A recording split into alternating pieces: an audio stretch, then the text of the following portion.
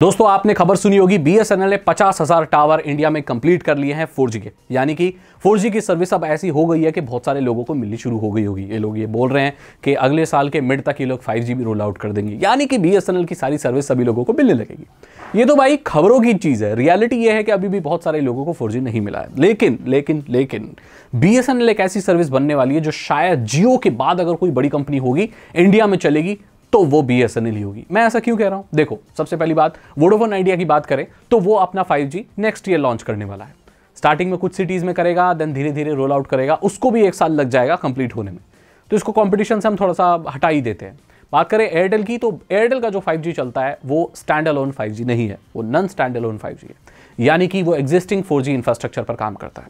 और ये एयरटेल को इसलिए करना पड़ा क्योंकि जियो ने बहुत एकदम fully stand alone 5G launch कर दिया, एकदम कंप्लीट। और अगर वो स्टैंड अलोन लॉन्च करता है एयरटेल तो उसको 1 साल और लगता, तो इसलिए वो रेस में पीछे निकल जाता और उसको इतना दिवालिया निकल जाता कि भाई वो शायद कंपनी के भी लाले पड़ जाते, वो खत्म हो जाती।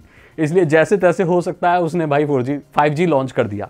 चलो ये तो सही बात रही। अब सारी जो बात यहां पर बॉयल होकर आती है वो होती है स्पेक्ट्रम की नीलामी पर और फ्रीक्वेंसीज पर। आपको पता होगा 700 मेगाहर्ट्ज की जो फ्रीक्वेंसी है वो बहुत इंपॉर्टेंट है इंडिया में, और ये प्राइवेट कंपनी में से एक ही कंपनी के पास ये फ्रीक्वेंसी है, जियो के पास।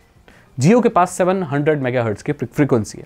इसका फायदा ये होता है, हालांकि ये 4G 5G के लिए बनी नहीं होती, लेकिन इसका जो कवरेज है दोस्तों बहुत कमाल का होता है। स्पीड इतनी अच्छी नहीं होती, लेकिन कवरेज, अगर आप बिल्डिंग के अंदर भी रहते हो ना, तो भी आपको 4G के नेटवर्क आते होंगे जियो के, राइट।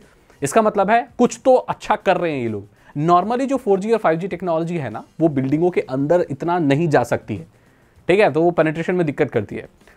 तो जितनी फ्रीक्वेंसी हाई होती है, जैसे 700 मेगाहर्ट्ज है, 2100, 2300, 2400, 3.5 गीगाहर्ट्ज, 2800 MHz, तो ये जैसे अप जाती है उसका भाई बहुत ज्यादा स्पीड बढ़ जाती है, लेकिन रेंज कम हो जाता है, राइट।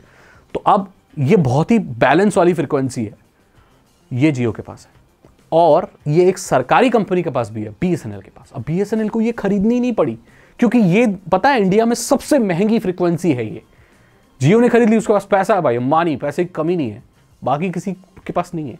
लेकिन बीएसएनएल तो सरकारी है, उसके रिवाइवल प्लान में इन्होंने ऐड करके दे दी 700 मेगाहर्ट्ज। अब बीएसएनएल के पास 700 मेगाहर्ट्ज है, तो वो उसका फायदा उठाएगा। उससे क्या होगा पता है? बहुत कम टावर लगाने पड़ेंगे और एक लास्ट माइल तक आपको कवरेज मिल जाएगा। इसीलिए ये उम्मीद कर रहे हैं लोग कि बीएसएनएल कम टावर लगाकर भी इंडिया में ज्यादा कवरेज दे सकता है। लोगों का यह कहना है कि 2100 मेगाहर्ट्ज पर काम कर रहा है, जो इतना अच्छा कवरेज नहीं दे पाएगा, लेकिन वो लोग भूल रहे हैं कि बीएसएनएल के पास 700 मेगाहर्ट्ज की फ्रीक्वेंसी भी है, जो इस गेम को कंप्लीटली चेंज करके रख सकती है। जो आपको ये टावर दिख रहे हैं, इसमें कुछ टावर लगेंगे अलग फ्रीक्वेंसी के, कुछ लगेंगे अलग, और कुछ ऐसे भी टावर्स लगेंगे जो सारी फ्रीक्वेंसी पर काम। बेसिकली ऐसा ही होता है, एक ही टावर पर बहुत सारे पेलोड लगाए जा सकते हैं। तो जिस दिन से ये 700 मेगाहर्ट्ज वाले पेलोड लगने शुरू हो गए, बीएसएनएल का कवरेज आपको चुटकियों में महीने भर में मिल जाएगा। तो हम लोग जितना मजाक उड़ा रहे हैं, सब बोल रहे हैं, अब वो रियलिटी भी है भाई, हमें तो कवरेज मिल नहीं रहा ना, हमें तो 4G मिल नहीं रहा, हम तो सिर्फ न्यूज में सुन रहे हैं। लेकिन जैसे ही ये एक्टिवेट होगा ना मोड इसका 700 मेगाहर्ट्ज वाला, आपको अचानक से बीएसएनएल के 4G मिलने लगेंगे और आपके मजे आ जाएंगे, क्योंकि बीएसएनएल में मजे हैं। बीएसएनएल बहुत सस्ती सर्विस है।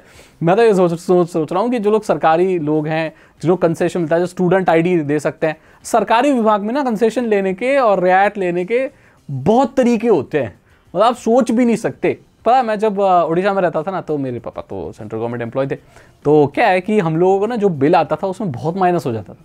किसी के मम्मी पापा बीएसएनएल में काम करते हैं तो भाई उनका तो और कम हो जाता है। किसी के पापा पैरामिलिट्री में काम करते हैं जैसे, तो उनका और कम हो जाता है। आरबीआई में काम करते हैं उनका भी कम हो जाता है। तो जितने भी सरकारी आप उसमें करते हो तो उसमें बहुत रियायत मिलती है। इवन आप अगर गरीब तबके से आते हो तो प्राइम मिनिस्टर जो हमारे हैं, उनकी कई स्कीम है जो आपको बहुत सस्ते में वाईफाई दिलवा देती है। तो यानी कि सरकारी सर्विस वैसे भी सस्ती है और आप उसको और सस्ता भी बना सकते हो। इससे इंडिया में ना वाईफाई, इंटरनेट, मोबाइल, ये ब्रॉडबैंड सब बहुत किफायती हो जाएगा। और ये जो कंपनियां हैं ना, इनको कम करना पड़ेगा रेट। ये कंपनियां कम करने वाली है रेट। मैं आपको खुशखबरी भी बता दूं, हो सकता है कि ये प्राइवेट कंपनियां भी प्लान के रेट्स कम कर दें। उसके ऊपर डिटेल में वीडियो बनाऊंगा, लेकिन ऐसा मुझे सुनने में मिल रहा है, जब कंफर्म हो जाऊंगा तो बता दूंगा।